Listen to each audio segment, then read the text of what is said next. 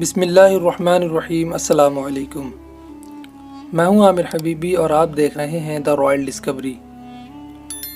मक्का मुअज़्ज़मा में इंसानों का वो जम गफ़ीर था कि उनके दरमियान तिल धरने की जगह भी मैसर न थी। लोग बहुत खुश थे, चेहरों पर रौनकें थीं और छोटे बड़े खैमे जगमगा रहे थे। लेकिन उन्हीं खैमों के किनारे एक शख्स बेड़ियों में जकड़ा हुआ बैठा था, जिसकी नज़रें नीची थीं और वो भीख मांग रहा था, लेकिन उसके पास भीख मांगने के लिए अल्फाज नहीं थे। ये शख्स अजीम फ़ातिह और अफ्रीका का गवर्नर था। ये तारिक बिन ज़ियाद का साथी था, लेकिन ये इस वक्त यहाँ भीख क्यों मांग रहा था और इसे यहाँ कौन बेड़ियों में जकड़ कर लाया था। आज की इस वीडियो में हम यही सब जानेंगे। ये दमिश्क के क़ैद खाने सीरीज़ की पहली वीडियो है। आपसे गुजारिश है कि आखिर तक देखें।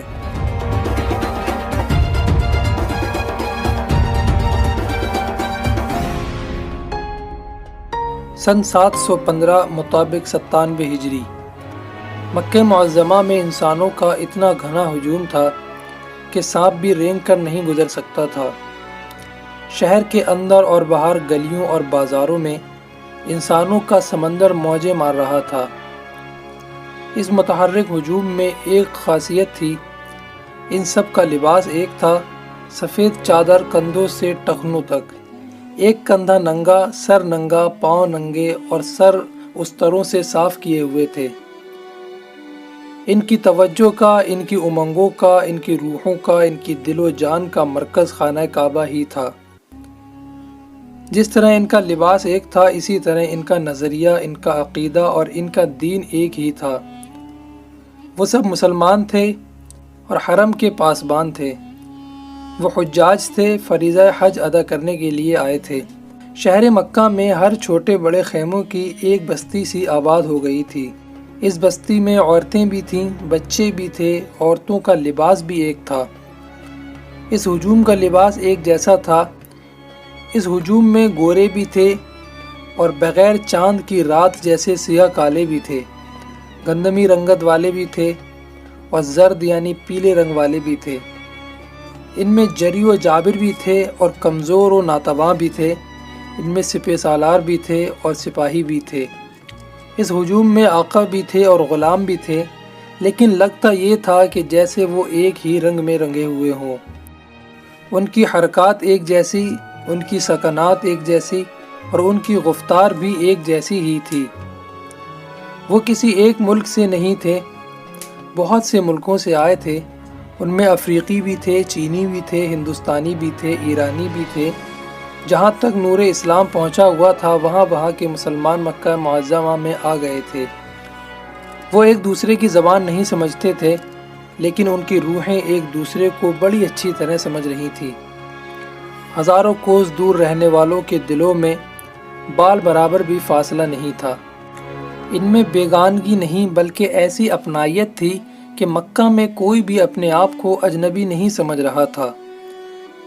सफ़ेद अहराम में मुलव्विस इस हुजूम का हर फ़र्द महसूस कर रहा था कि जैसे वो यहीं पैदा हुआ हो और उसकी ज़िंदगी का आखिरी सफ़र इसी मंजिल पर ख़त्म होगा। अक़ीदत ने सब पर वजदानी कैफियत तारी कर रखी थी। मक्का मुअज़्ज़मा की फ़िज़ा एक मुसलसल और मुतरन्नम मुक़द्दस गूंज बनी हुई थी। हुजूम की आवाज़ एक थी, सबकी ज़बानों पर कलमात तलबिया थे। लब्बैक अल्लाहुम्मा लब्बैक, लब्बैक ला शरीक लक लब्बैक, इन्नल हम्दा वन निअमता लक वल मुल्क ला शरीक लक। फ़िज़ा में ऐसा तक़द्दुस था कि बादशाहों और उमरा के सर झुके जा रहे थे। तरन्नुम ऐसे कि रूहों पर वज तारी कर दे। हर फर्द बिला इम्तियाज़ रंग व नस्ल एक अल्लाह के रंग में रंगा हुआ था। हज में अभी कुछ दिन बाकी थे। दूर दराज के काफ़िले भी चले आ रहे थे। खेमों की बस्ती फैलती जा रही थी और ऊँट और दुम्बों की आवाज़ों में इजाफे होते जा रहे थे। और इसी हुजूम के दरमियान कुछ लोग ऐसे भी बैठे हुए थे कि कोई यहाँ था तो कोई वहाँ था। उनका एक हाथ आगे फैला हुआ था और बाज़ ने अपने आगे एक एक कपड़ा बिछा रखा था। اور بعض کے ہاتھوں میں کشکول تھے۔ بے شک یہ سب بھکاری ہی تھے۔ ان میں کچھ تو معذور تھے اور باقی صحراؤں میں زندگی بسر کرنے والے بدو تھے۔ حج کے دنوں میں وہ بھیک مانگنے کے لیے مکہ میں آ جاتے اور اچھی خاصی رقمیں اکٹھی کر کر لے جاتے تھے۔ حاجی ان کے آگے درہم و دینار پھینکتے جا رہے تھے۔ وہ یہ دیکھنے کی ضرورت محسوس نہیں کر رہے تھے کہ ان میں خیرات کا حقدار کون ہے۔ وہ اللہ کی راہ میں خیرات دے رہے تھے۔ یہ بھکاری فریضہ حج کا ایک حصہ بن گئے تھے۔ ان بھکاریوں میں ایک بھکاری کا اضافہ ہو گیا جو کسی حاجی نے محسوس ہی نہیں کیا، اور محسوس کرنے کی ضرورت ہی کیا تھی، وہ ان بھکاریوں جیسا ہی ایک بھکاری ہی تھا۔ اس نئے بھکاری میں کوئی خاص بات نہیں تھی، وہ انہی جیسا تھا۔ کپڑے پھٹے ہوئے تھے، ہاتھ اور چہرے پر میل جمی ہوئی تھی، داڑھی پر ریت کے ذرے چمک رہے تھے۔ اگر اس میں کوئی خصوصیت تھی تو وہ یہ کہ تمام بھکاریوں میں سب سے زیادہ بوڑھا اور ضعیف یہی بھکاری تھا۔ وہ اپنے پاؤں پر زیادہ دیر کھڑا بھی نہیں ہو سکتا تھا۔ ایک خصوصیت اور تھی کہ جس کی وجہ سے لوگ اسے ذرا غور سے دیکھتے تھے، وہ یہ تھی کہ اس کے پاؤں میں بیڑیاں پڑی ہوئی تھیں، جن سے پتہ چلتا تھا کہ یہ قیدی ہے اور اس پر خاص کرم کیا گیا ہے کہ اسے بھیک مانگنے کی اجازت دے دی گئی ہے۔ پہلے روز ہی ایک حاجی نے اس سے پوچھا، بھکاری ہو؟ اس نے آہستہ سے سر نیچے اوپر ہلایا اور اس کی آنکھیں سفید اور بے نور تھیں۔ پھر ایک حاجی نے پوچھا کہ چوری کی ہے؟ اس بوڑھے نے لرزتی ہوئی زبان سے کہا کہ چوری کرتا تو ہاتھ کٹے ہوئے ہوتے۔ پھر ایک نے کہا، کیا عورت کے ساتھ پکڑے گئے ہو؟ اس نے کانپتی ہوئی آواز میں جواب دیا، اگر میں نے ایسا کیا ہوتا تو میں سنسار کر دیا جاتا۔ حاجیوں نے پوچھا، پھر تمہارا جرم کیا ہے؟ بوڑھے بھکاری نے جواب دیا کہ قسمت ہار گئی ہے۔ بوڑھے بھکاری کے چہرے پر کربناک تاثر آ گیا۔ وہ اپنے ارد گرد 5-6 آدمیوں کو کھڑے خالی خالی نگاہوں سے دیکھنے لگا۔ ایک حاجی بولا، مجرم اپنا جرم نہیں بتایا کرتے۔ بوڑھے بھکاری نے کہا، میرا جرم یہ ہے کہ خلیفہ ولید بن عبد الملک مر گیا ہے اور اس کی جگہ اس کا بھائی سلیمان بن عبد الملک مسند خلافت پر بیٹھ گیا ہے۔ دمشق کے قید خانے میں جا کر دیکھو، مجھ جیسے کئی قیدی ناکردہ گناہوں کی سزا بھگت رہے ہیں۔ ایک اور حاجی نے پوچھا، تم کون ہو؟ تمہارا نام کیا ہے؟ کس قبیلے سے تعلق رکھتے ہو؟ بوڑھے بھکاری نے جواب دیا، کبھی میرا بھی نام ہوا کرتا تھا، لیکن تم یاد رکھو نام صرف اللہ ہی کا باقی رہے گا۔ اس نے آسمان کی طرف انگلی اٹھائی اور کہنے لگا کہ اگر کچھ دو گے تو اللہ کے لیے دو گے، اللہ تمہارا حج قبول کرے۔ میں اپنا جرم نہیں بتا سکتا، بتاؤں گا تو میرا جرم ہوگا۔ وَتُعَزُّ مَن تَشَاءُ وَتُذِلُّ مَن تَشَاءُ۔ حاجی کچھ سکے اس کے آگے پھینک کر چلے گئے۔ بوڑھے بھکاری نے اپنے پاؤں پر پڑی ہوئی بیڑیوں پر کپڑا ڈال لیا۔ ان بیڑیوں سے جو سوالات پیدا ہوتے تھے ان کے جواب اس کے پاس تھے، لیکن وہ جواب دینے کی جرت نہیں رکھتا تھا۔ وہ خلیفہ سلیمان بن عبد الملک کے ساتھ دمشق سے آیا تھا۔ اسے خلیفہ کے قافلے کے ساتھ لایا گیا تھا۔ اس کی سزا کا حصہ تھا کہ وہ مکہ چل کر بھیک مانگے گا۔ وہ ہاتھ آگے کو پھیلائے چپ چاپ بیٹھا رہتا تھا۔ حاجی اسے ضعیف العمر سمجھ کر کچھ زیادہ رقم دیتے تھے، لیکن وہ خوش نہیں ہوتا تھا۔ عشاء کی نماز کے بعد جب حاجی اپنے اپنے خیموں میں چلے جاتے، وہ اٹھتا اور کم سے کم پیسوں سے کچھ خرید کر کھا لیتا، پھر دن بھر کی بھیک گننے بیٹھ جاتا۔ دن بھر کی رقم گن کر اس کا دل بیٹھ سا جاتا تھا۔ وہ اور زیادہ رنجیدہ اور ملول ہو جاتا تھا۔ اسے 2 لاکھ دینار پورے کرنے تھے۔ حج کے ان چند دنوں میں وہ اتنی کثیر رقم اکٹھی نہیں کر سکتا تھا۔ اس نے محسوس کیا کہ وہ چونکہ چپ چاپ بیٹھا رہتا ہے، اس لیے اسے پیسے کم ملتے ہیں۔ اس نے بولنا شروع کر دیا، لیکن وہ دوسرے بھکاریوں کی طرح دردناک صدائیں نہیں لگا سکتا تھا۔ وہ اپنے بھوکے پیاسے بچوں کا رونا نہیں روتا تھا۔ وہ ایک ہی صدا لگاتا تھا، وَتُعِزُّ مَن تَشَاءُ وَتُذِلُّ مَن تَشَاءُ، اور وہ جسے چاہے عزت دے، جسے چاہے ذلت دے۔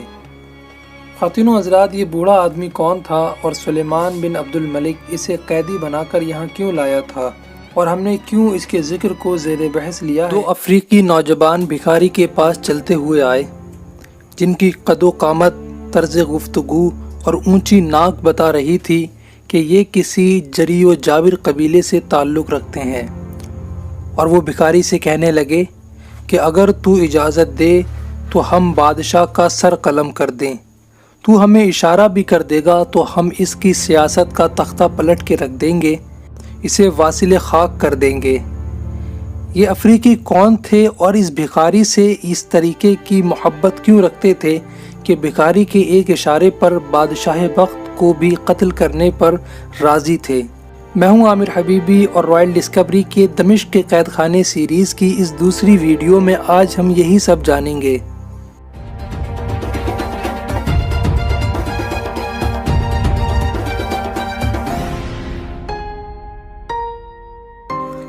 بھکاری بیٹھا ہوا بھیک مانگنے کی صدائیں لگا رہا تھا کہ ایک آدمی پیچھے سے چل کر آیا اور اس کو اپنے پاؤں سے ٹھوکر مارتے ہوئے کہتا ہے، بوڑھے، کہیں بھاگنے کی تو نہیں سوچ رہے؟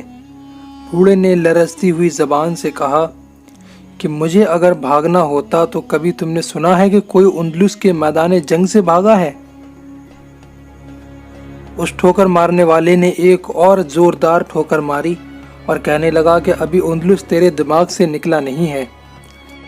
بوڑھے بھکاری نے کہا، جاؤ اپنے خلیفہ سے کہہ دینا کہ تمہاری حکومت جلد ہی ختم ہو جائے گی، محمد بن قاسم کے قاتل کو میرا یہ پیغام دے دینا، اور رہی بات تیری ان 2 ٹھوکر مارنے کی تو اس کا جواب تو میں تجھ سے روز محشر لے ہی لوں گا۔ اس ٹھوکر مارنے والے نے بھکاری کو گہری نظروں سے دیکھا اور آہ بھر کر آگے چلا گیا، اور بھیک مانگنے کا سلسلہ یوں ہی جاری تھا کہ ایک روز شمالی افریقہ سے حج کے لیے آئے ہوئے 2 آدمی آہستہ آہستہ چلتے چلتے اس کے قریب آئے تو اس نے بھیک مانگنے کے لیے صدا لگائی۔ ان میں سے ایک افریقی نے کہا، یہ کوئی عقل والا بھکاری معلوم ہوتا ہے۔ دوسرے نے کہا، ہاں، دوسرے بھکاری کی طرح اپنی مجبوریوں کا رونا نہیں رو رہا ہے۔ دونوں نے اپنی تھیلیوں سے پیسے نکالے اور بھکاری کو دے دیے۔ بھکاری زمین پر بیٹھا منہ اوپر کرے انہیں دیکھ رہا تھا۔ ایک افریقی اسے پیسے دینے لگا تو اس کے ہاتھ رک گئے، وہ بھکاری کے سامنے بیٹھ گیا اور اس کی تھوڑی کے نیچے ہاتھ رکھ کر اس کا چہرہ ذرا اوپر کیا تو اس کی چیخیں نکل گئیں، اور وہ ایک افریقی کہنے لگا کہ تمہارا نام کیا ہے؟ بھکاری نے کہا کہ کبھی میرا بھی کوئی نام ہوا کرتا تھا، میں اللہ کے اس فرمان کی مجسم تفسیر ہوں کہ وہ جسے چاہے عزت دے اور جسے چاہے ذلت دے۔ افریقی نے کہا، خدا کی قسم تم کوئی اور نہیں، تم موسیٰ ہو، تم موسیٰ بن نصیر ہو۔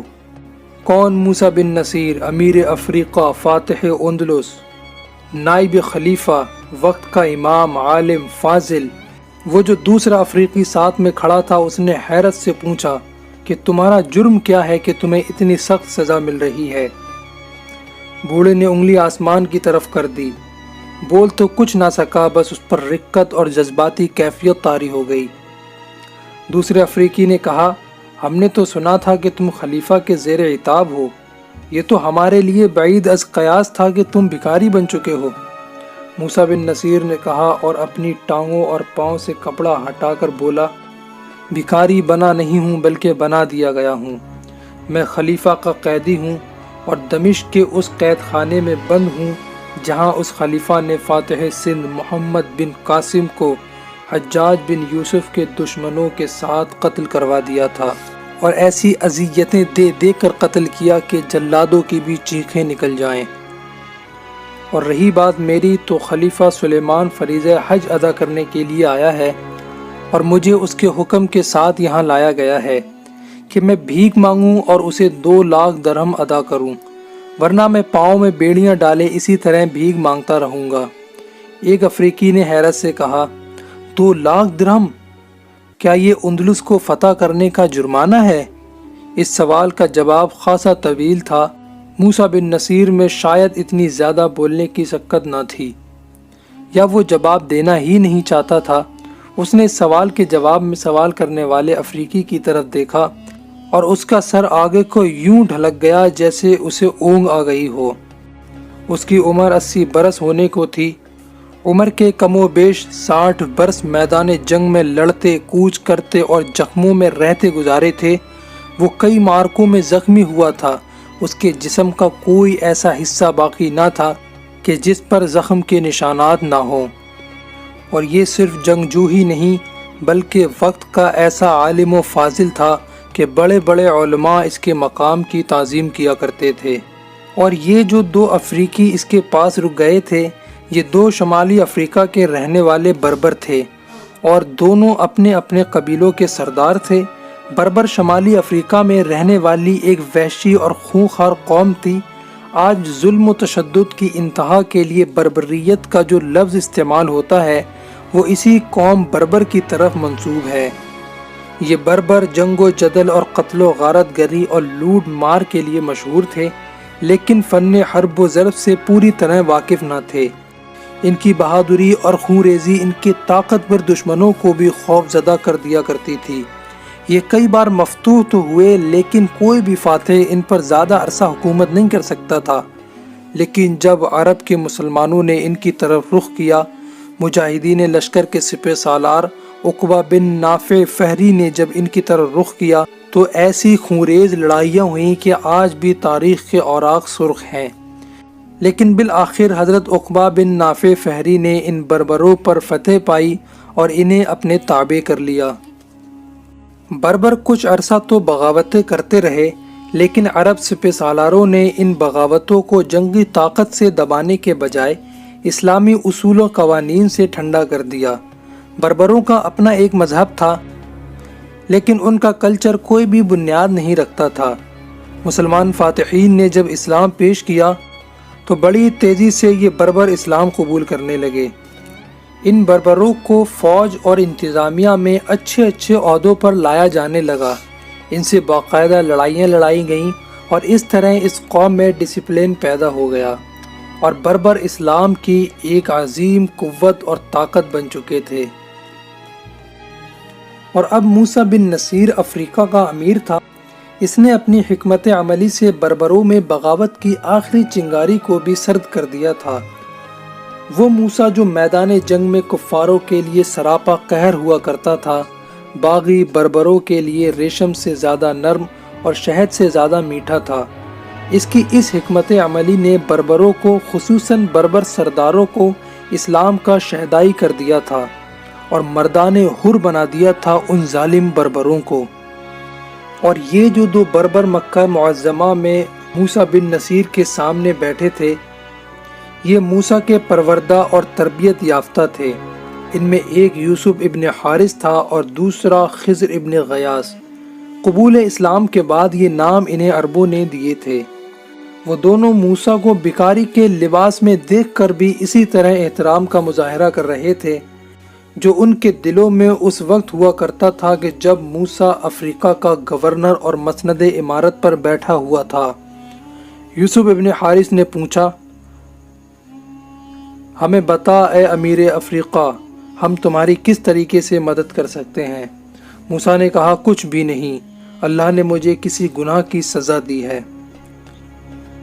خضر ابن غیاث نے کہا، کچھ تو بتا ابن نصیر، ہم اس کے خلاف بغاوت کر دیں گے، ہم سلیمان بن عبد الملک کو قتل کر سکتے ہیں۔ وہ فریضہ حج کے لیے آیا تو ہے لیکن واپس اس کی لاش جائے گی۔ موسیٰ بن نصیر نے پوچھا، پھر کیا ہوگا؟ یوسف نے کہا کہ نیا خلیفہ تمہاری سزا معاف کر دے گا۔ ہم نے جان لیا ہے کہ تمہیں سلیمان بن عبد الملک کے ذاتی عناد و حسد کا شکار بنایا گیا ہے۔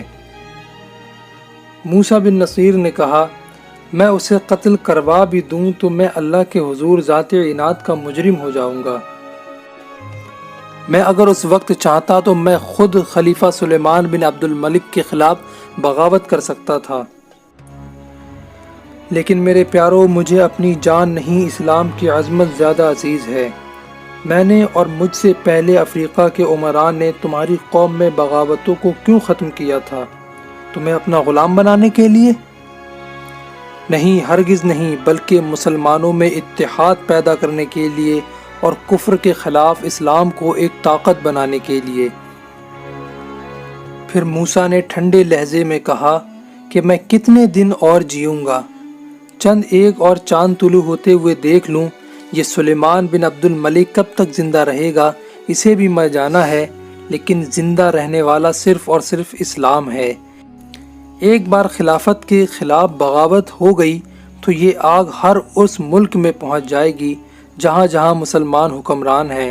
میں اپنے آپ کو نہیں، اسلام کو بچانا چاہتا ہوں۔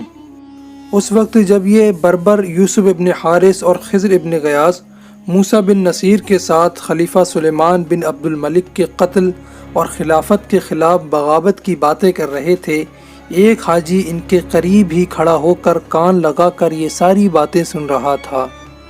یوسف نے اس کی طرف دیکھا اور یوسف نے اس سے کہا، کیا تم اس ضعیف العمر بھکاری کا تماشا دیکھ رہے ہو؟ اسے کچھ دینا ہے تو دو اور جاؤ یہاں سے۔ اس آدمی نے کہا، اس کی اور تمہاری باتیں سن رہا ہوں میرے افریقی بھائی، میرا دل اس کے غم میں بوجھل ہو رہا ہے۔ خدا کی قسم یہ بزرگ اگر مجھے اجازت دے تو میں اپنی جان کی بازی لگا کر خلیفہ کو قتل کر دوں۔ اس عظیم انسان کو جو کوئی پہچانے گا وہ یہی کہے گا جو میں اور تم کہہ رہے ہو۔ خضر نے اس سے پوچھا، تم ہو کون؟ لب و لہجے سے تو شامی لگتے ہو۔ اس نے کہا، ہاں میں شامی ہی ہوں، تم نے ٹھیک پہچانا میرے بھائی۔ اس نے تھیلی کھول کر اس میں سے 2 دینار نکالے جو موسیٰ کی گود میں پھینک کر بولا، میں تمہیں جلد ہی ملوں گا اور میں کوئی اچھی خبر لے کر آؤں گا، اور وہ حاجی وہاں سے چلا گیا۔ خضر نے موسیٰ بن نصیر سے کہا، دیکھ لیا موسیٰ بن نصیر، جو کوئی تمہیں جانتا ہے وہ تمہاری نجات کے لیے اپنی جان کو خطرے میں ڈالنے کے لیے تیار رہتا ہے۔ موسیٰ نے کہا، لیکن میں اپنی جان کے لیے کسی کی جان خطرے میں نہیں ڈالوں گا، میں نجات کی بھیک صرف اور صرف اپنے اللہ سے مانگتا ہوں۔ یوسف نے کہا کہ تمہارے 2 لاکھ کا جرمانہ ہم ادا کریں گے، لیکن واپس جا کر، یہاں تو ہمارے پاس بس زیادہ راہ ہی ہے۔ خضر نے کہا، اور میرا قبیلہ تو تمہارے نام پر درہم و دینار کے انبار لگا دے گا۔ یہ دونوں بربر موسیٰ کے سامنے سے جیسے اٹھنا ہی نہیں چاہ رہے تھے، ایسی عقیدت تھی کہ جیسے وہ چاہتے ہوں کہ ہم اسے اپنے ساتھ ہی اٹھا کر لے جائیں۔ موسیٰ نے ان دونوں سے کہا، تم چلے جاؤ، میں خلیفہ کا قیدی ہوں اور وہ مجھے یہاں بٹھا کر بھول نہیں گیا ہے۔ وہ اپنے محافظوں کے ذریعے مجھ پر نظر بھی رکھتا ہے۔ وہ جانتا ہے کہ جن لوگوں کا میں امیر ہوں وہ میری قدر و قیمت کو بھولے نہیں ہوں گے، اور مجھے اس ذلت و رسوائی میں دیکھ کر وہ کوئی بھی انتہائی کارروائی کر سکتے ہیں۔ وہ دونوں وہاں سے اٹھنے ہی والے تھے کہ 4 آدمی ہاتھوں میں ننگی تلوار لیے ان کی طرف بڑھے آئے اور ان دونوں سے کہا کہ تمہیں خلیفہ سلیمان بن عبد الملک نے طلب کیا ہے۔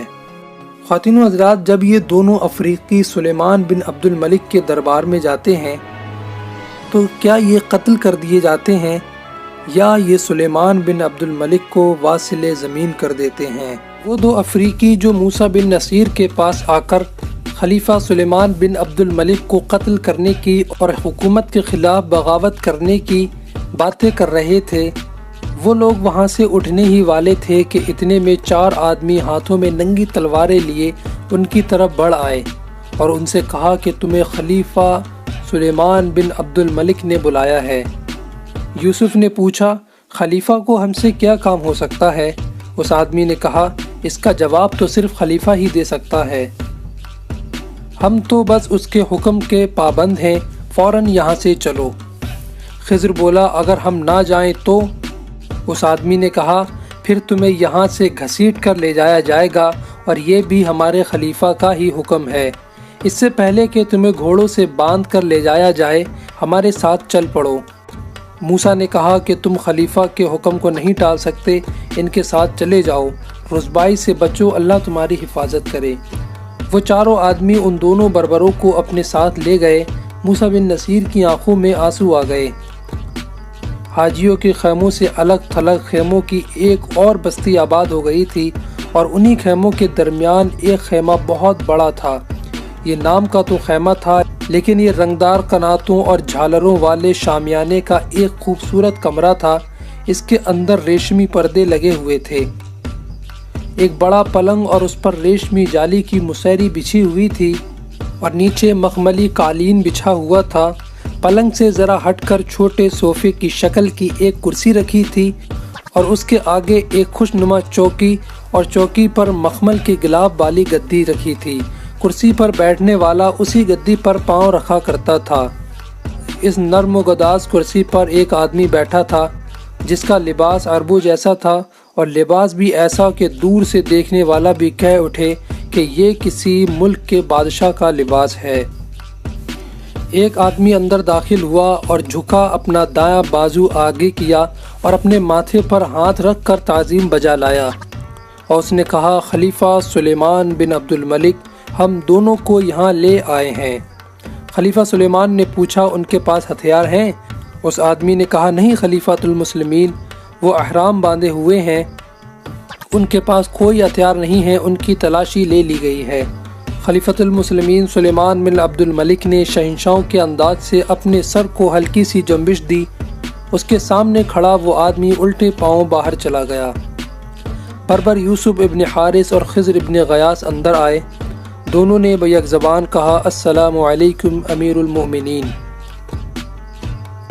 خلیفہ نے کہا، بربروں کے متعلق میں نے جو سنا تھا وہ غلط نہیں سنا۔ خضر نے کہا، کیا سنا ہے خلیفہ نے بربروں کے متعلق؟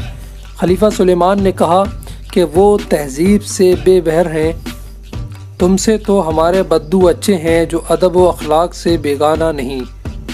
یوسف اور خضر کے چہرے پر حیرت کے آثار نمودار ہونے لگے۔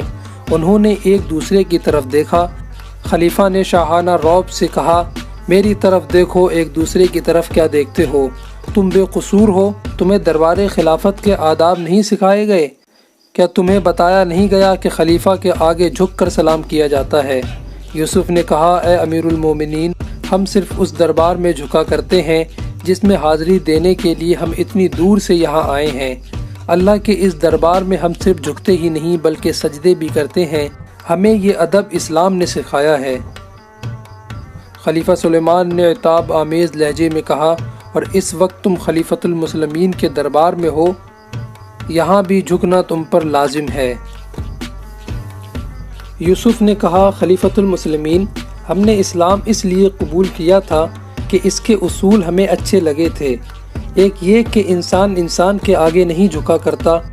اسلام تو صرف اللہ کے آگے جھکنے کا حکم دیتا ہے۔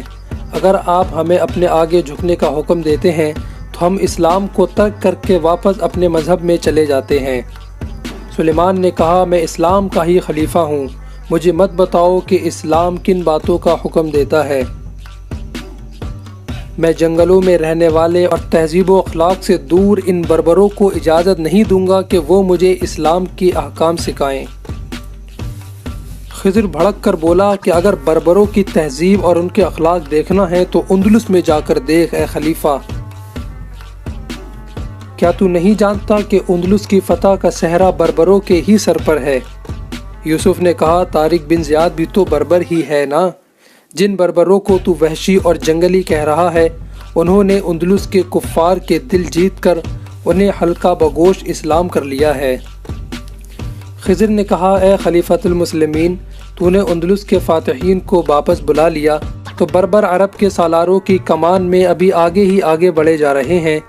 طارق بن زیاد نے اندلس کے ساحل پر فوج اتار کر کشتیاں جلا ڈالی تھیں کہ واپسی ممکن ہی نہ رہے،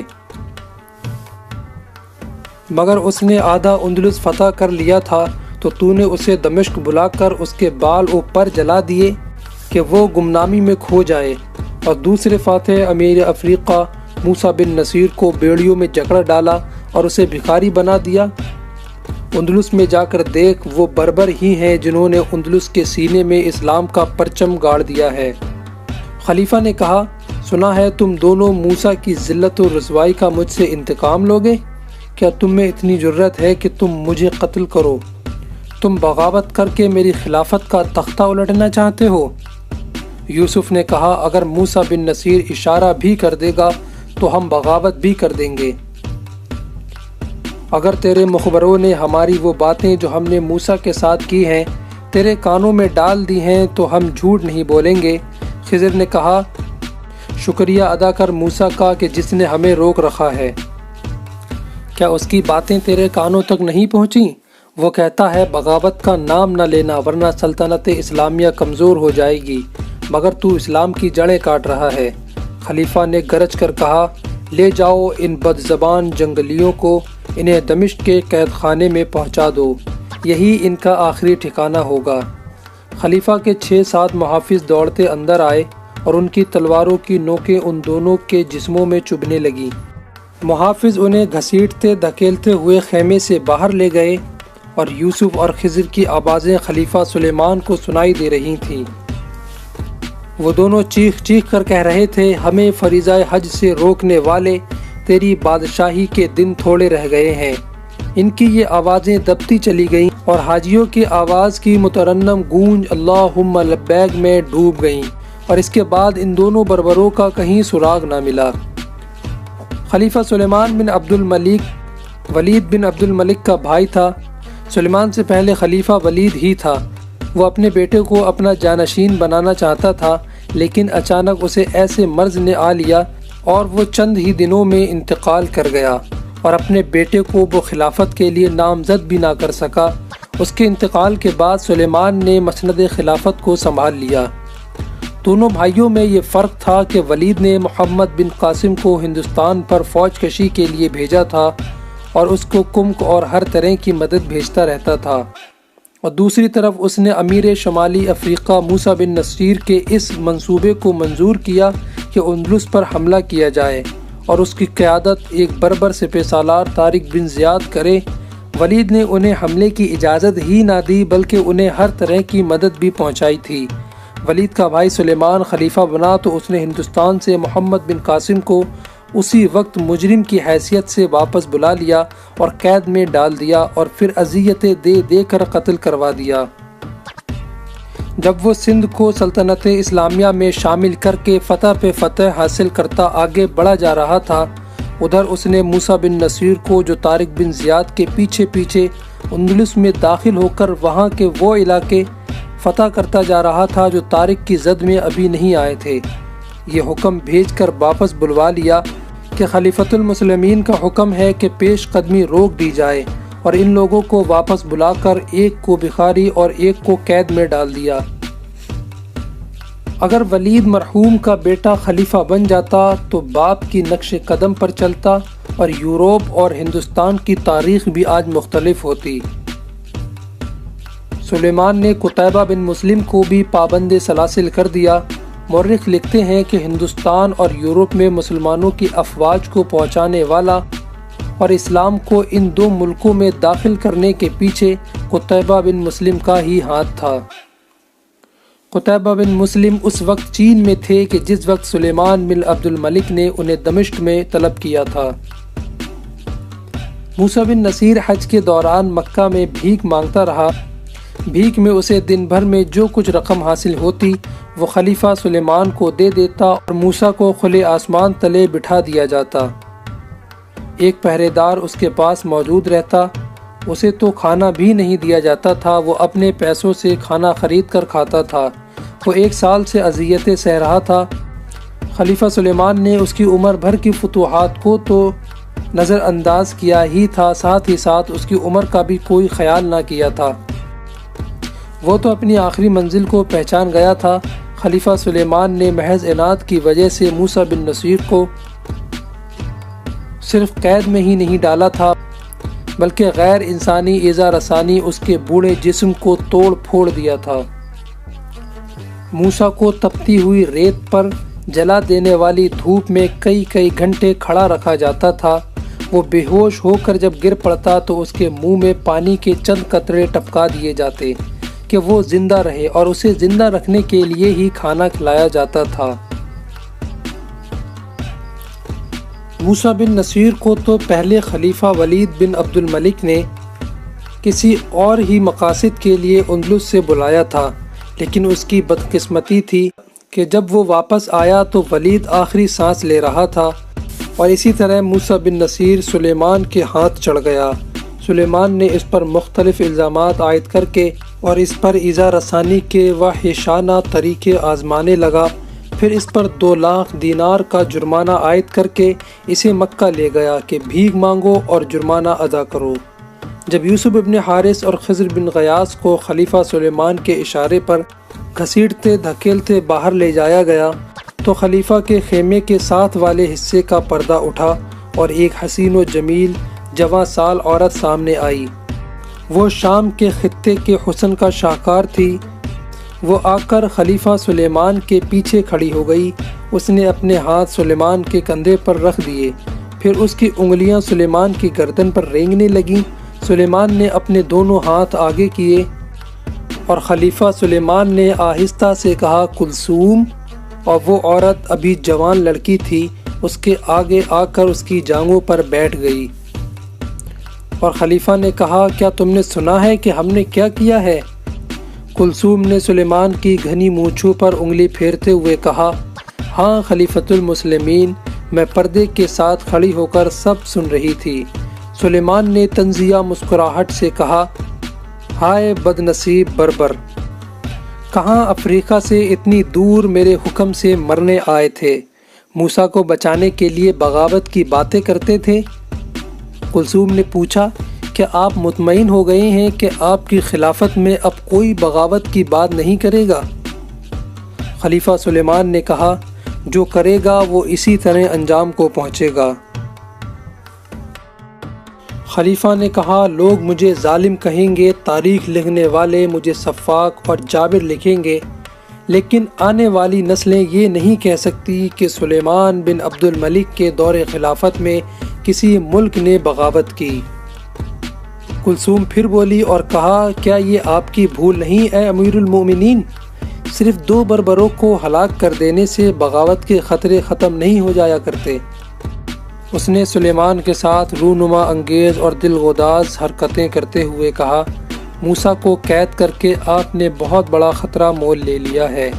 خلیفہ نے رونمائی کیفیت میں نیم آنکھوں سے کلثوم کے چہرے پر نظر پھیری، اس پر تو جیسے سحر طاری ہو چکا تھا۔ کلثوم نے کہا کیا آپ نے سوچا نہیں کہ موسیٰ اپنے بیٹے عبدالعزیز کو اندلس کا امیر مقرر کر آیا ہے؟ عبدالعزیز کو پتہ چلے گا کہ اس کے باپ کو ایذا رسانی سے آہستہ آہستہ موت تک پہنچایا جا رہا ہے، اور طارق بن زیاد کو آپ نے پابند کر رکھا ہے کہ دمشق سے باہر نہ جائے۔ اندلس میں ہماری تمام فوجیں موسیٰ بن نصیر، طارق بن زیاد اور عبدالعزیز بن موسیٰ کو قابل تکریم و تعظیم سمجھتی ہیں۔ خلیفہ نے کہا کیا تم یہ کہنا چاہتی ہو کہ عبدالعزیز ہماری خلافت کے خلاف بغاوت کرے گا؟ کلثوم نے کہا کیوں نہیں کرے گا، وہ اپنے باپ کی بے عزتی کا انتقام ضرور لے گا۔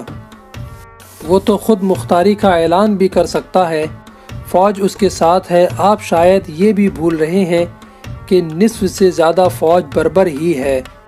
بربر بجا طور پر یہ دعویٰ کر سکتے ہیں کہ اندلس کے فاتح وہی تو ہیں۔ آج آپ نے 2 بربر سرداروں کو سزا دی ہے جو بربر حج کرنے کے لیے آئے ہیں، وہ ان دونوں سرداروں کو ڈھونڈ رہے ہوں گے۔ کسی نہ کسی طرح انہیں بھی پتہ چل ہی جائے گا کہ ان دونوں بربروں کو آپ نے کہاں پہنچا دیا ہے۔ سلیمان بن عبد الملک نے کہا ٹھہرو، میں نے عبدالعزیز بن موسیٰ کے متعلق تو سوچا ہی نہیں، مجھے سوچنے دو۔ خلیفہ سلیمان بن عبد الملک کی سوچوں پر رعونت اور ذاتی اقتدار کا نشہ طاری تھا۔ اس نشے میں کلثوم کے حسن و جمال اور ناز و ادا نے اضافہ کر دیا تھا۔ مسند خلافت پر بیٹھنے سے چند مہینے پہلے کلثوم اس کے حرم میں آئی تھی، یہ اس کی ایک دوست کا تحفہ تھی۔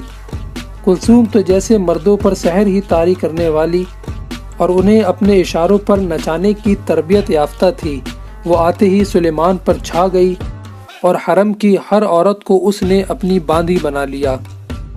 کلثوم کے حسن و ادا میں سحر تھا یا نہیں، وہ سحر کاری کی تربیت رکھتی تھی یا نہیں، اصل کمزوری وہ سلیمان بن عبد الملک کی تھی۔ وہ عورت اور شراب کا رسیہ تھا۔ امت رسول صلی اللہ تعالیٰ علیہ وسلم کی بدقسمتی تھی کہ وہ خلیفہ بن گیا۔ اپنے کردار کے مطابق اس نے خلافت کو شہنشائیت کا رنگ دے دیا تھا اور تاریخ کی روایتی بادشاہوں جیسے حکم جاری کرنے لگا تھا۔ تاریخ اور نفسیات گواہ ہے کہ جس مرد نے عصاب پر عورت کو سوار کیا وہ خود ہی تباہ نہیں ہوا، بلکہ جس خاندان کا وہ سردار ہے وہ خاندان بھی تباہ ہوا ہے، اور جس ملک کا وہ سربراہ ہے وہ ملک بھی تباہ ہوا ہے۔ تاریخ اس بارے میں خاموش ہے کہ کلثوم سلیمان کی بیوی تھی یا صرف حرم کی داشتہ۔ البتہ تاریخ بے شمار واقعات سناتی ہے جو سلیمان کو متعلق العنان اور سفاک بادشاہ ثابت کرتے ہیں۔ اس کی خلافت دراصل خلافت میں لپٹی ہوئی بادشاہی تھی۔ اس کی خلافت وہ خلافت تھی جس کے بارے میں ڈاکٹر اقبال نے کیا ہی خوب کہا ہے، جدا ہو دی سیاست سے تو رہ جاتی ہے چنگیزی۔ وہ بظاہر تو حج ادا کرنے گیا تھا، لیکن شاہانہ جاہ و جلال بھی اپنے ساتھ لے گیا تھا۔ اس کے حرم کی منظور نظر کلثوم اور کلثوم کی جیسی نہ جانے کتنی باندیاں اس کے ساتھ گئی تھیں، اور خلیفہ کا محافظی دستہ بھی اس کے ساتھ ہی تھا۔ اس نے اللہ کے گھر میں جا کر بھی اپنا دربار لگا لیا تھا۔ اس شام جب اس نے 2 بربر سرداروں کو سزا دی تھی، وہ رات کو اپنے محلاتی خیمے سے نکلا اور اس جگہ پر چلا گیا جہاں موسیٰ رات گزارا کرتا تھا۔ موسیٰ بن نصیر لیٹا ہوا تھا۔ یہ وہاں پہنچا اور اس کے ساتھ 2 محافظ بھی تھے، اور اس نے لات سے موسیٰ بن نصیر کو اٹھایا اور کہا، اٹھ اے بوڑھے۔ ضعیف العمر موسیٰ بن نصیر مشکل سے اٹھ کر بیٹھ گیا۔ سلیمان نے کہا، تیری عقل ٹھکانے آ گئی؟ وہ 2 بربر بغاوت کی باتیں کرتے رہے اور تو انہیں سمجھاتا رہا۔ موسیٰ نے آسمان کی طرف انگلی کر کے کہا، تیرے ڈر سے نہیں اے ابن عبد الملک، اللہ کے ڈر سے۔ مجھے اب بھی تیری خلافت کا کوئی ڈر نہیں، تیرا کوئی ڈر نہیں، تیری بادشاہت کا کوئی ڈر نہیں ہے۔ سلیمان نے طنزیہ کہکہا لگایا، اور سلیمان نے کہا، بدبخت، تو کیا سمجھتا ہے کہ میرے دل میں اللہ کا ڈر نہیں ہے؟ موسیٰ نے کہا، نہیں، بالکل نہیں، تو احکام الہی سے بھی بے واقف ہے۔ قرآن کریم کھول اور دوسرا پارہ پڑھ۔ اللہ رب العزت قرآن کریم میں حج کے متعلق فرماتا ہے، حج کے دنوں میں اپنی عورتوں سے دور رہو، کوئی برا کام نہ کرو، کسی سے لڑائی جھگڑا نہ کرو، جو نیک کام تم کرو گے وہ اللہ کو معلوم ہو جائے گا۔ سفر کے حج کے لیے زیادہ راہ ساتھ لے جاؤ، اور بہترین زیادہ راہ پرہیزگاری ہی تو ہے۔ بس اے عقل والو، میری نافرمانی مت کرو۔ کیا تو ان احکام پر عمل پیرا ہے اے خلیفۃ المسلمین؟ خلیفہ سلیمان نے اسے طنزیہ نگاہوں سے دیکھا اور چلتا چلا گیا۔ پھر حج بھی ہو گیا، حاجیوں کے قافلے واپسی کے سفر پر چل دیے۔ خلیفۃ المسلمین سلیمان بن عبد الملک کا قافلہ بھی دمشق کو روانہ ہو گیا۔ موسیٰ کو ہر روز تھوڑا سفر اونٹ پر کرایا جاتا تھا اور پورے دن پیدل چلایا جاتا تھا۔ اس نے بھیک میں جو کچھ کمایا تھا وہ خلیفہ کے جرمانے میں وصول کر لیا گیا تھا۔ 1.5-2 مہینے بعد قافلہ دمشق پہنچ ہی گیا۔ موسیٰ کو قید خانے میں ڈال دیا گیا، اور دمشق میں پہلی ہی رات کلثوم نے سلیمان کو یاد دلایا کہ اندلس میں موسیٰ کا بیٹا امیر ہے، اور وہ کسی بھی وقت اپنے باپ کا انتقام لینے کے لیے باغی ہو کر اندلس کا خود مختاری کا اعلان کر سکتا ہے۔ سلیمان نے کہا، کلثوم، میں خلیفۃ المسلمین ہوں۔ مسلمانوں نے ایک نیا ملک فتح کیا ہے، وہاں نیا نظام رائج کیا جا رہا ہے، لڑائی بھی ابھی جاری ہے۔ کیا یہ میرا فرض نہیں کہ خلیفہ کی حیثیت سے میں وہاں جاؤں؟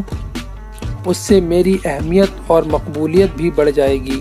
کلثوم نے کہا، نہیں خلیفۃ المسلمین، مجھے آپ کی جان کا خطرہ محسوس ہو رہا ہے۔ ہو سکتا ہے آپ کے ساتھ جانے والوں میں کوئی وہاں بتا دے کہ موسیٰ بن نصیر قید کیا جا چکا ہے اور اس کی حالت بہت بری ہے۔ اس صورت میں آپ کا وہاں سے زندہ آنا بالکل بھی ممکن نہیں ہے۔ سلیمان نے کہا، مجھے وہاں سے حالات معلوم کرنے چاہیے۔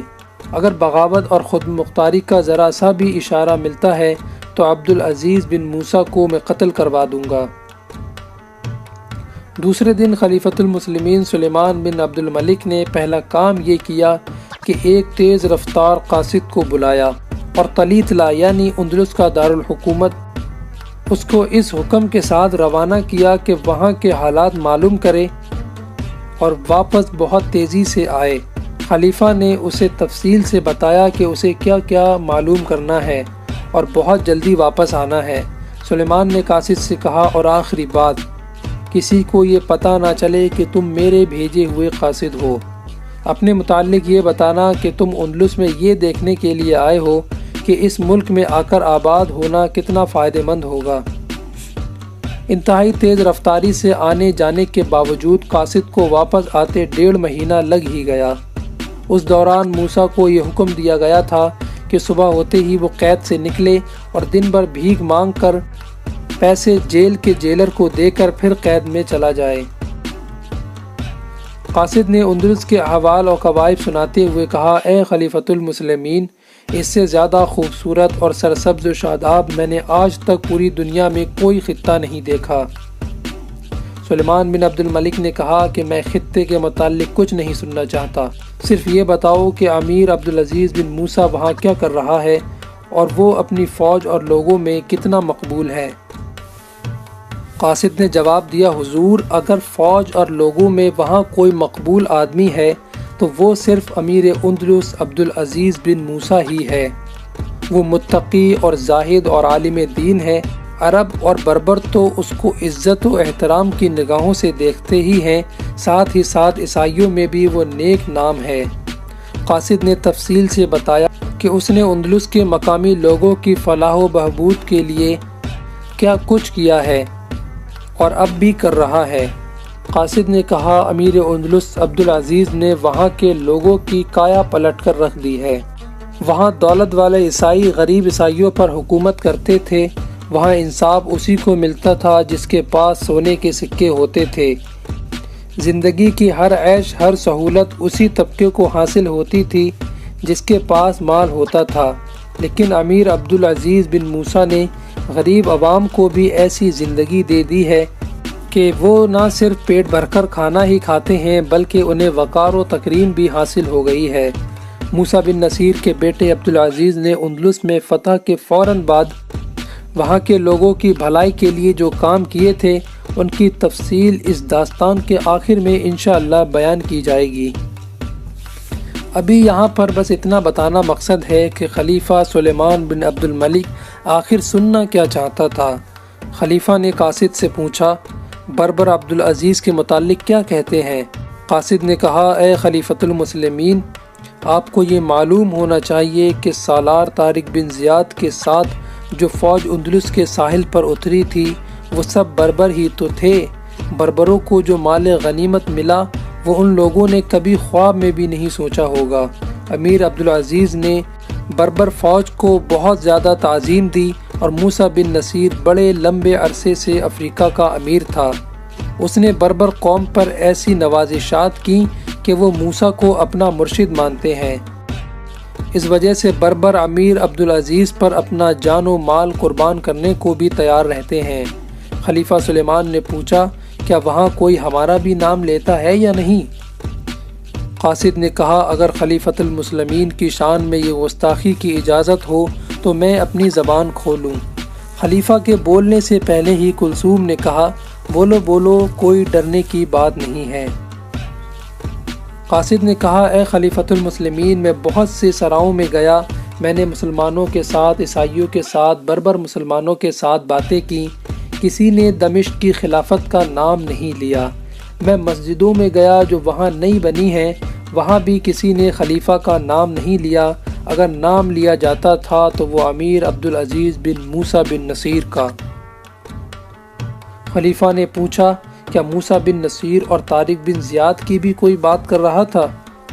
قاصد نے کہا، یہ تو میں نے کئی لوگوں سے سنا تھا کہ وہ ایک دوسرے سے پوچھتے تھے کہ موسیٰ بن نصیر اور طارق بن زیاد کہاں چلے گئے ہیں۔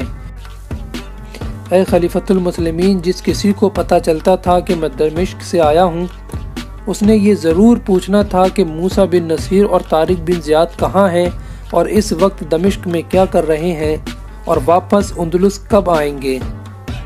قاصد نے کہا، اے خلیفۃ المسلمین، میری رائے ہے کہ آپ کو وہاں ضرور جانا چاہیے، ورنہ ایسا نہ ہو کہ جمعے کے خطبے سے بھی ہمارا نام نکال دیا جائے۔ خلیفہ نے بھرائے ہوئے انداز میں کہا، ہاں ہاں، ہم ضرور وہاں جائیں گے۔ اب کلثوم نے قاصد سے کہا، تم جا سکتے ہو۔ قاصد چلا گیا تو کلثوم نے سلیمان سے کہا، آپ اندلس نہیں جائیں گے؟ کیا آپ نے قاصد کی اتنی زیادہ اور اتنی واضح باتوں سے اندازہ نہیں لگایا ہے کہ اندلس ایک روز خود مختار ملک بن جائے گا؟ کیا آپ بنو امیہ کی خلافت کو ختم کرنا چاہتے ہیں؟ کیا آپ موسیٰ بن نصیر کے خاندان کو خلافت کی گدی دے دینا چاہتے ہیں؟ سلیمان نے کہا نہیں، بالکل نہیں، میں موسیٰ کے خاندان کو ختم کر دوں گا۔ کلثوم نے کہا کہ موسیٰ بن نصیر کو یہ اختیار کس نے دیا تھا کہ وہ ایک نئے مفتوح ملک کا امیر اپنے بیٹے کو مقرر کر دے؟ اب سلیمان نے کہا کہ موسیٰ کو ختم کر دینے سے اس کا خاندان تو ختم نہیں ہو جائے گا، اس کی نسل ختم ہونی چاہیے۔ جس کام کو انجام دینے کے لیے اس نے کہا کہ ابو حنیف کو بلایا جائے۔ جیسے ہی ابو حنیف کا نام لیا، کلثوم چل پڑی۔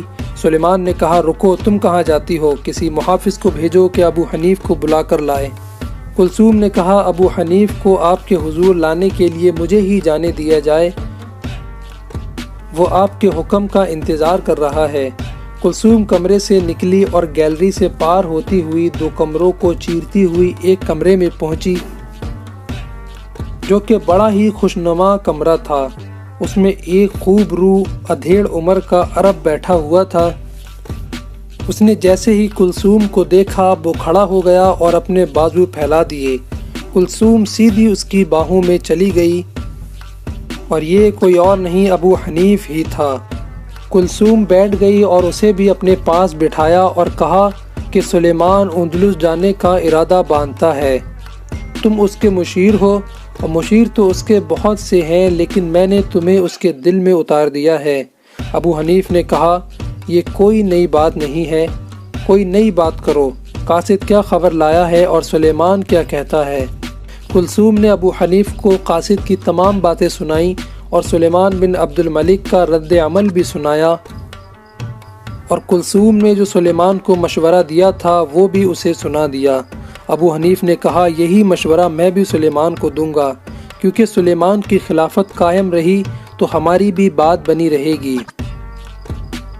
یہ بھی یاد رکھو کلثوم، اندلس سے جو لونڈیاں اور کنیزیں موسیٰ بن نصیر نے سلیمان کو تحفے کے طور پر دی تھیں، ان میں ایک سے ایک بڑھ کر خوبصورت ہیں، اور عیسائی لڑکیوں کے دماغ بہت تیز ہوتے ہیں۔ میں جانتا ہوں کہ یہ کنیزیں اندلس میں نوکرنیاں نہیں تھیں، یہ شاہی خاندانوں اور امراء کے خاندانوں کی لڑکیاں ہیں۔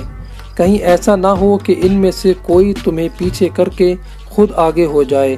کلثوم نے کہا یہ باتیں پھر کر لیں گے، خلیفہ تمہیں بلا رہا ہے اور اندلس کے امیر عبدالعزیز کے متعلق تم سے مشورہ لینا چاہتا ہے۔ ابو حنیف نے کہا کہ میں بادشاہ کو کیا مشورہ دوں؟ کلثوم نے اپنا دایاں ہاتھ چھری کی طرح اپنی شہ رگ پر پھیرا اور ابو حنیف پورا میٹر سمجھ گیا۔ کلثوم نے کہا فوراً جاؤ، وہ تمہارا انتظار کر رہا ہے، اسے اندلس جانے کا مشورہ نہ دینا۔ ابو حنیف تیز تیز چلتا ہوا خلیفہ کے کمرے میں داخل ہو گیا اور دونوں سرگوشیوں میں باتیں کرنے لگے، اور پھر اسی دن کے پچھلے پہر دمشق سے ایک قاصد اندلس کی طرف جا رہا تھا۔ وہ ایک تحریری پیغام لے کر جا رہا تھا۔ پیغام چمڑے کے تھیلے میں بند کیا گیا تھا اور تھیلی کا منہ ابو حنیف نے خلیفہ سلیمان بن عبد الملک کی موجودگی میں سرے مہر کیا تھا۔ پیغام ابو حنیف کے ہاتھ سے لکھا ہوا تھا اور خلیفہ سلیمان نے لکھوایا تھا۔ قاصد کا نام جو تاریخ میں آیا ہے وہ ابو نصر ہے۔ یہی قاصد سلیمان سے پہلے خلیفہ ولید بن عبد الملک نے موسیٰ کو اندلس سے بلانے کے لیے بھیجا تھا۔ ابو نصر ایوان خلافت کا قابل اعتماد عہدے دار تھا۔ اب سلیمان نے اپنا پیغام اندلس بھیجنے کے لیے ابو نصر کو دے کر کہا تھا ابو نصر، تم جانتے ہو کہ ہمارے بڑے بھائی ولید تم پر کتنا اعتماد کرتے تھے، تمہارا وہ اعتماد اب بھی قائم ہے۔ یہ پیغام راستے میں نہ کھلے، اس کے ضائع ہو جانے کا خطرہ ہو تو تھیلی کی مہر توڑ کر پیغام کو جلا دینا یا اپنے منہ میں ڈال کر نگل جانا، کسی اور کے ہاتھ یہ پیغام بالکل نہ لگے۔ ابو نصر نے کہا ایسا ہی ہوگا اے امیر المومنین۔ خلیفہ سلیمان نے کہا اور ایک بار پھر سن لو، یہ پیغام حبیب ابن عبیدہ کے ہاتھ ہی جانا چاہیے۔ کسی اور کو پتہ نہ چلے کہ کوئی پیغام لائے ہو، باقی سب کچھ تمہیں سمجھا دیا گیا ہے۔ ابھی اندلس کا دارالسلطنت طلیطلہ تھا، امیر عبدالعزیز طلیطلہ میں ہی تھا۔ ابو نصر رات کے پہر طلیطلہ کے مضافات میں پہنچا۔ قلعے کے دروازے بند تھے، اس لیے اس نے رات شہر سے باہر ہی گزاری تھی۔ صبح دروازہ کھلے تو وہ شہر میں داخل ہوا۔ اس نے اپنا حلیہ اور لباس بدل لیا تھا جس میں وہ عرب لگتا ہی نہیں تھا۔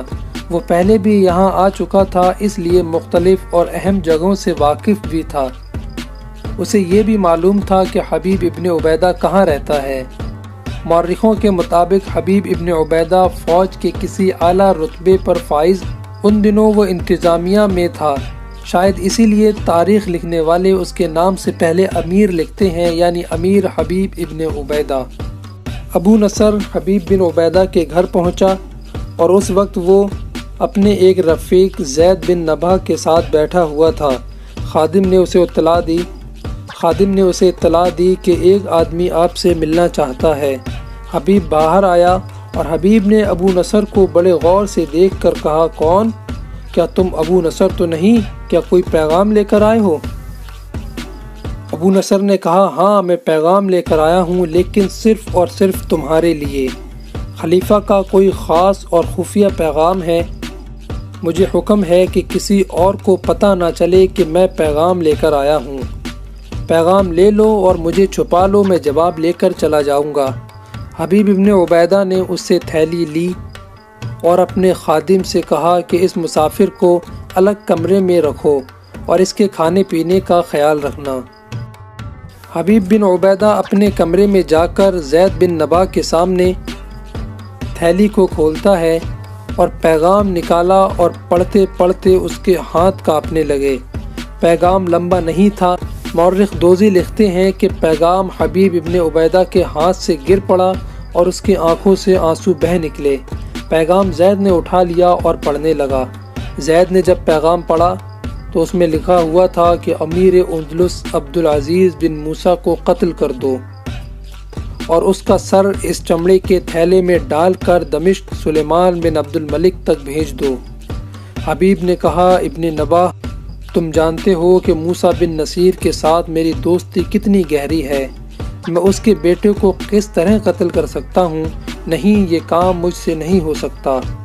زید بن نبہ نے کہا، پھر خود مرنے کے لیے تیار ہو جاؤ۔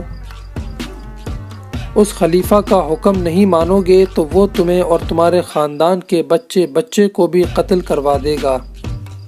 قتل سے پہلے تمہیں قید خانے میں ڈال کر اتنی اذیتیں پہنچائے گا کہ دن رات میں کئی بار مرو گے۔ حبیب نے پوچھا، اے میرے دوست زید، کیا تم اس کام میں میرا ساتھ دو گے؟ زید نے کہا، کہو گے تو کیوں نہیں دوں گا۔ ابن عبیدہ، تمہیں خلیفہ کا یہ حکم ماننا ہی پڑے گا۔ ان دونوں کے درمیان بہت باتیں ہوئیں۔ تقریباً تمام یورپی اور مسلمان مورخین نے لکھا ہے کہ حبیب ابن عبیدہ کی دوستی موسیٰ کے ساتھ تو ضرور تھی، لیکن مرحوم خلیفہ ولید اور اس کے بھائی سلیمان بن عبد الملک کے حبیب ابن عبیدہ پر اور اس کے خاندان پر بہت سارے احسانات تھے جنہیں وہ فراموش نہیں کر سکتا تھا، اور سلیمان کی انتقامی کارروائی کے لیے وہ خوفزدہ بھی تھا اور وہ اس کے حکم عدولی نہیں کر سکتا تھا۔ اس نے 5 فوجی عہدیداروں کو ساتھ ملایا اور انہیں اعتماد میں لیا، اور یہ 5 بنو امیہ میں سے ہی تھے۔ یہ سب امیر عبدالعزیز کے قتل پر آمادہ ہو گئے۔ مشکل یہ پیش ہو گئی تھی کہ امیر عبدالعزیز ایک جگہ ٹھہرتا نہیں تھا۔ وہ ملک کے ترقیاتی کام کے لیے کبھی اس جگہ ہوتا تو کبھی اس جگہ ہوتا تھا۔ اس پر قاتلانہ حملے کی کوشش کئی بار کی گئی تھی، لیکن وہ بہت بری طریقے سے ناکام ہوئے تھے۔ ایسے ناکام ہوئے کہ خود عبدالعزیز کو پتہ ہی نہیں چلا کہ اس کو کسی نے قتل کرنے کی کوشش کی ہے۔ آخر حبیب ابن عبیدہ نے ایک ایسا آدمی ڈھونڈ نکالا جو پاگل پن کی حد تک نڈر اور دماغ و جسم کا بہت تیز تھا۔ وہ اکیلا امیر عبدالعزیز کے ساتھ سائے کی طرح لگ گیا، اور عبدالعزیز ہر جگہ اپنے محافظوں کے گھیرے میں رہتا تھا، اس تک تو تیر بھی پہنچنا بھی ممکن نہیں تھا۔ اس قاتل نے، جس کا نام کسی بھی مورخ نے نہیں لکھا ہے، ایک موقع ڈھونڈ لیا۔ اس زمانے میں فوج میں سپہ سالار امامت کے فرائض پورے کرتے تھے اور سلطنت کی جامع مسجد میں امامت امیر کیا کرتا تھا۔ ایک روز امیر عبدالعزیز جامع مسجد میں نماز فجر کی امامت کے لیے کھڑا ہوا۔ اس نے سورہ فاتحہ پڑھ لی اور سورہ واقعہ کی تلاوت شروع کی ہی تھی کہ اتنے میں بجلی کی طرح وہ پہلی صف میں لگا ہوا قاتل چمکا اور اپنی تلوار نکالی اور ایک ہی جھٹکے میں امیر عبدالعزیز بن موسیٰ بن نصیر کی گردن کاٹ کر پھینک دی اور اس گردن کو اٹھایا اور جھٹ پٹ وہاں سے بھاگ لیا کہ کوئی بھی اس کا چہرہ نہ دیکھ سکا۔ اس نے چمڑے کے تھیلے میں عبدالعزیز کا سر ڈالا اور حبیب بن عبیدہ کو دے دیا اور حبیب بن عبیدہ نے قاصد ابو نصر کو دیا اور حبیب نے کہا یہ خلیفہ سلیمان بن عبد الملک کو دے دینا۔ ابو نصر نے پوچھا کہ اس میں کیا ہے؟ حبیب نے کہا ابھی چلے جاؤ، اس میں خلیفۃ المسلمین کے پیغام کا جواب ہے۔ ابو نصر اسی وقت وہاں سے روانہ ہو گیا اور تقریباً 20 دن میں دمشق پہنچ گیا اور وہ چمڑے کا تھیلا خلیفۃ المسلمین سلیمان بن عبد الملک کے حوالے کر دیا، بلکہ کہنا چاہیے کہ ظالم سلیمان بن عبد الملک کے حوالے کر دیا۔ سلیمان نے امیر عبدالعزیز کا سر دیکھا تو خوشی سے کہکہے لگانے لگا۔ خلیفہ نے حکم دیا کہ امیر اندلس کا سر قید خانے میں لے جاؤ اور یہ اس کے باپ موسیٰ بن نصیر کے آگے رکھ دینا۔ حکم کی تعمیل کی گئی۔ عبدالعزیز کا سر قید خانے میں موسیٰ کے آگے رکھ دیا گیا۔ موسیٰ جو پہلے ہی سے ایذا رسانی سے صدمے اور ذلت سے سوکھ چکا تھا، بیٹے کا سر رکھا ہوا دیکھا تو غشی طاری ہو گئی اور ہوش میں آیا تو سر وہاں موجود نہ تھا۔ اسی قید خانے میں محمد بن قاسم کو اذیتیں دے دے کر اسی خلیفہ سلیمان بن عبد الملک نے قتل کر دیا تھا، اور محمد بن قاسم نے اپنی موت سے پہلے کہا تھا کہ انہوں نے ایک نوجوان کو ضائع کر دیا ہے، اور کیسے نوجوان کو ضائع کیا ہے۔ موسیٰ نے اپنے بیٹے کا سر دیکھ کر کہا انہوں نے ایسے آدمی کو قتل کر دیا جو دن کو عدل و انصاف اور انتظامی کام کرتا تھا اور رات کو اللہ کی عبادت کرتا تھا۔ میرا بیٹا قائم اللیل اور صائم النہار تھا۔ قتیبہ بن مسلم فاتح سمرقند کو بھی اسی خلیفہ نے اسی قید خانے میں قتل کیا تھا، جنہوں نے اپنے قتل سے پہلے یہ الفاظ کہے تھے، اے امت مسلمہ، میں تو تیرے عروج کے لیے پوشال تھا، اب تجھے زوال سے کون بچائے گا۔ امیر اندلس عبدالعزیز بن موسیٰ کے قتل کے بعد موسیٰ بن نصیر بھی زیادہ دن زندہ نہ رہا، اور پھر اس کے سال ڈیڑھ سال بعد خلیفۃ المسلمین ظالم سلیمان بن عبد الملک بھی مر گیا۔ خواتین و حضرات، ہم آپ کو بتا دیں کہ یہ وہ داستان نہیں ہے جس کو سنانے کے لیے ہم نے یہ سیریز کا آغاز کیا ہے، اور دل دہلا دینے والی داستان کا انجام ہے۔ اس داستان کا آغاز 5 رجب 92 ہجری مطابق 9 جولائی 711 عیسوی کو ہوا تھا، جب ایک عیسائی حاکم امیر مصر و افریقہ موسیٰ بن نصیر کے دربار میں یہ فریاد لے کر آیا تھا کہ اندلس کے بادشاہ ریڈارک نے اس کی کنواری بیٹی کو بے آبرو کیا ہے، اور وہ اس سے اس بے عزتی کا انتقام لینا چاہتا ہے جو وہ مسلمانوں کی مدد کے بغیر کر ہی نہیں سکتا ہے۔ موسیٰ بن نصیر نے طارق بن زیاد کو بلایا، اور یہاں سے اس داستان کا آغاز ہوتا ہے جو ہم آپ کو اگلی قسط میں انشاءاللہ بیان کریں گے۔ خواتین و حضرات، یہ تھی دمشق کے قید خانے سیریز کی تیسری ویڈیو۔ تیار ہو جائیے اس داستان کے آغاز کے لیے۔